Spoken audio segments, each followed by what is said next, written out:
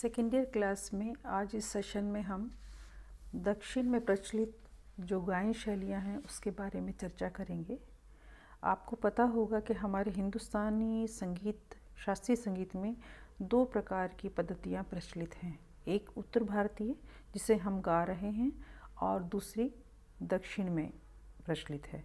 तो उत्तर भारतीय शास्त्रीय संगीत जब हम सीखते हैं, आपने सीखा भी है, तो उसमें ख्याल है, ठुमरी है, टप्पा है, धमार है, ध्रुपद है, तराना है, ये गायन शैलियाँ हैं। और दक्षिण में जो गायन शैली है वो है तो बेसिकली यही गायन शैलियों का पैटर्न है, बट उनका नाम जो है वो अलग है। हम सबसे पहले यहाँ वर्णम की चर्चा करेंगे। वर्णम जो है दक्षिणी संगीत की एक स्वतंत्र शैली है।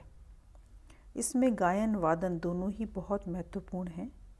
वर्णम की रचना जो है वो स्वर और साहित्य इसमें दोनों ही महत्व रखते हैं। इसमें रागों की सूक्ष्म और बारीकी से उसका ज्ञान होना चाहिए। रागों के नियम को इसमें बहुत कठोरता से फॉलो किया जाता है। वर्णम के दो प्रकार हैं, तान वर्णम और पद वर्णम। पद वर्णम की अपेक्षा तान वर्णम जो है अधिक महत्वपूर्ण है। तान वर्णम में स्वरों का, तानों का अधिक अभ्यास करना पड़ता है, इसकी लय भी विलंबित होती है। और पद वर्णम में साहित्य के भावों का महत्व ज़्यादा होता है, इसलिए इसकी संज्ञा पद वर्णम दी गई है। इसमें मध्य लय और द्रुत लय दोनों प्रयोग में ली जाती हैं। पद वर्णम में कभी कभी मृदंग के बोल भी सम्मिलित किए जाते हैं और इसमें राग की एक विशेष स्वरावली जो होती है उसे चित्त स्वर कहा जाता है। देखा जाए तो ये दक्षिणी संगीत की स्वतंत्र शैली है। उत्तर भारतीय संगीत में इसका प्रचलन नहीं है।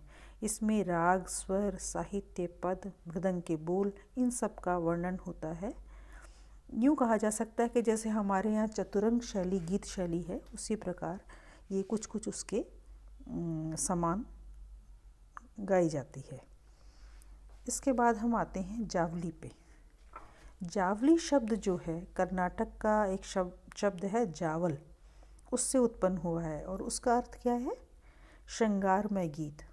यानी जिस गीत में, जिस पद में श्रृंगारिक भाषा का, श्रृंगारिक शब्दों का प्रयोग किया गया हो, वो जावली कहा जाता है।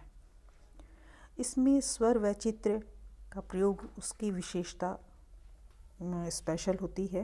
कर्नाटक भाषा में होता है ये, और इसकी प्रकृति जिस प्रकार हमारे उत्तर भारतीय संगीत में ठुमरी गाई जाती है, उसी प्रकार वहाँ जावली है।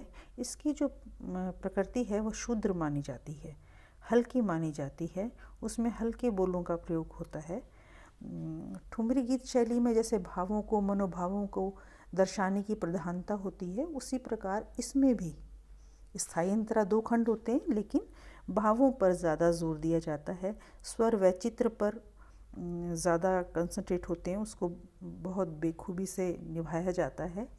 इसमें जो रागें हम कह सकते हैं, झंझोटी है, काफ़ी है, खमाज, कान्हड़ा, बिहाग, इस प्रकार की रागें काफ़ी प्रयोग में लाई जाती हैं। इसके बाद हम आते हैं तिल्लाना पे। तिल्लाना जो है ये उत्तर भारतीय संगीत में एक गायन शैली है, तराना। बिल्कुल उस जैसा ही है, जिसमें साहित्यिक बोल नहीं होते हैं बल्कि वाद्यों के बोल होते हैं। जैसे तराना आप लोगों ने सीखा भी है, दिर दिर, तानूम, तिरकिट, धुमकिट, इस प्रकार के मृदंग के बोल भी उसमें शामिल होते हैं। राग में बंधा होता है, द्रुत लय में और मध्य लय में गाया जाता है। इसमें लयकारीज की जाती हैं। जिस तरह से उत्तर भारतीय संगीत में तराना गाया जाता है, उसी प्रकार तिल्लाना गाया जाता है दक्षिण भारतीय संगीत में। वीणा के और सितार के, मृदंग के, पखावज के बोलों का भी इसमें प्रयोग किया जाता है। तराने में जैसे नोम तुम के अक्षरों का प्रयोग किया जाता है, वैसे इसमें भी नोम तुम के अक्षरों का प्रयोग किया जाता है। तीन आपने अभी तक शैलियाँ मैंने आपको भी बताई हैं। पहली वर्णम, दूसरी जावली और तीसरी तिल्लाना। अब हम आते हैं पदम पे। पदम उत्तर भारतीय संगीत में जो ध्रुपद गाया जाता है, उसी प्रकार दक्षिण भारतीय संगीत में पदम गाया जाता है। जिस प्रकार ध्रुपद की जो नेचर है वो गंभीर होती है, उसमें रागों का नियम, स्वर, शब्द, लय, ताल, लयकारी, इन सब की जो प्रधानता होती है, ध्रुपद आपने सीखा भी हुआ है। उसी प्रकार पदम में, दक्षिण भारतीय संगीत में एक विशिष्ट शैली है पदम, और उसमें लय विलंबित होती है, गंभीरता, उसकी प्रकृति जो होती है गंभीर होती है। रागों के नियमों में वो बंधा हुआ होता है। शब्द उसके उच्च कोटि के होते हैं, जिसमें ईश्वर से, आध्यात्म से संबंधित, नायक नायिका से संबंधित बोल होते हैं। अगर नायक नायिका से संबंधित होते हैं तो वो भी आत्मा और परमात्मा को कोरिलेट करते हैं। भैरवी, तोड़ी, शाहाना, कंबोजी, ये सब रागे जो हैं इसमें पदम गाया जाता है। पदम में 3 पंक्तियाँ होती हैं प्राय, और क्रमशः वो पल्लवी, अनुपल्लवी और चरण, जिसके 3 ये नाम दिए गए हैं। पदम जो है एक बहुत उच्च कोटि की रचना है। जिस तरह से हमारे ध्रुपद यहाँ पर जिसका महत्व है, उसी प्रकार दक्षिण भारतीय संगीत के अंदर पदम का महत्व है। इसमें ये जो गीत हैं भाव प्रधान होने के कारण नृत्य और अभिनय के लिए भी पर्याप्त सामग्री देते हैं। इसमें भावों की प्रधानता होती है, लयकारी भी है, लेकिन भाव ज़्यादा दर्शाते हैं ऐसे पद जो हैं। पदम के बाद हम नेक्स्ट जो इनकी गायन शैली है वो है कृति। कृति गायन शैली दक्षिण भारतीय संगीत में वही स्थान रखती है जो उत्तर भारतीय संगीत में ख्याल का स्थान है। ख्याल का प्रचलन हमारे शास्त्रीय संगीत में उत्तर भारतीय साइड में काफ़ी प्रचलन है। कुछ लोग तो ख्याल गायन को ही उत्तर भारतीय संगीत का विशेष मानते हैं। वैसे ध्रुपद से स्टार्ट हुआ है, ध्रुपद है, धमार है, ख्याल है, लेकिन ख्याल गायन शैली का प्रचलन आजकल काफ़ी है।